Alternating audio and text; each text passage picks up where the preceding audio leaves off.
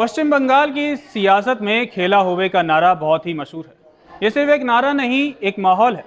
लेकिन 2026 के चुनाव से पहले जो असली खेला हो रहा है वो मैदान में नहीं, कागजों पर चल रहा है। चुनाव आयोग के एक ताज़ा आंकड़े ने पूरे बंगाल में सियासी भूचाल ला दिया है।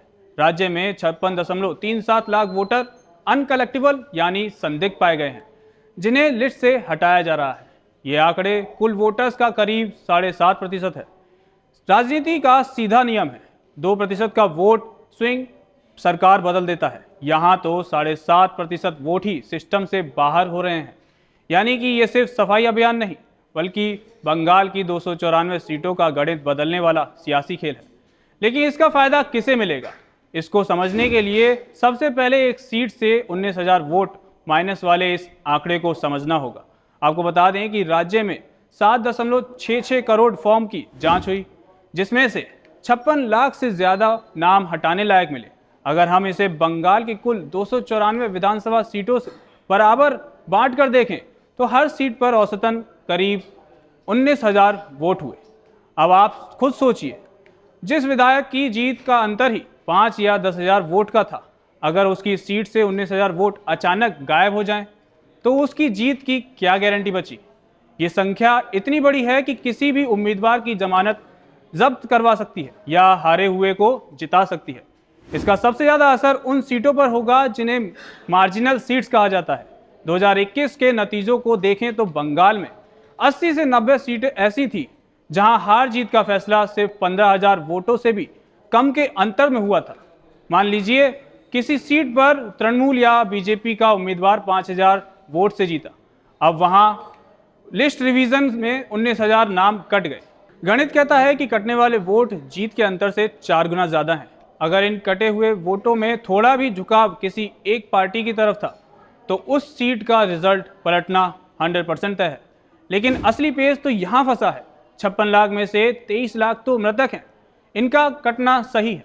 लेकिन बाकी के 30 लाख से ज़्यादा वोटर ऐसे हैं जो शिफ्टेड यानी कि पता बदल गया है या फिर अनट्रेसेबल हैं, जो मिल ही नहीं रहे हैं। सवाल तो है, तो चलिए इसको थोड़ा बिहार कनेक्शन से भी समझते हैं। बिहार चुनाव में भी यही हुआ था। वहां आरोप लगे थे कि लापता बताकर विरोधी पार्टी के कोर वोटर्स, खासकर गरीबों और अल्पसंख्यकों को लिस्ट से बाहर कर दिया गया। बंगाल में भी विपक्ष को यही डर सता रहा है कि वेरिफिकेशन के नाम पर चुन चुनकर नाम काटे जा रहे हैं। तो अब उठता है सबसे बड़ा सवाल, क्या इससे ममता को फायदा होगा या बीजेपी की चांदी होगी। इस 7.5% की कटौती का लाभ किसे मिलने वाला है, ये इस बात पर निर्भर करता है कि कटने वाले कौन है। तो चलिए वो भी समझ लेते हैं बारी बारी से कि इसका फायदा कैसे और किसको हो सकता है। पहले अगर बीजेपी के फायदे की बात करें तो बीजेपी लंबे समय से आरोप लगाती रही है कि बंगाल में लाखों फर्जी वोटर, घुसपैठिए और रोहिंग्या वोटर लिस्ट में शामिल हैं, जो ममता बनर्जी का कोर वोटर बैंक माना जाता है। अगर चुनाव आयोग की सख्ती से ये बोगरा या घुसपैठिए वोटर बाहर हो गए तो इसका सीधा फायदा बीजेपी को होगा और तृणमूल को उन सीटों पर भारी नुकसान होगा जहां पर एक तरफा जीतती थी। तो ये तो हो गई बीजेपी के फायदे की बात। अब जरा टीएमसी के फायदे की भी बात कर लेते हैं। ममता बनर्जी और टीएमसी को फायदा कैसे हो सकता है।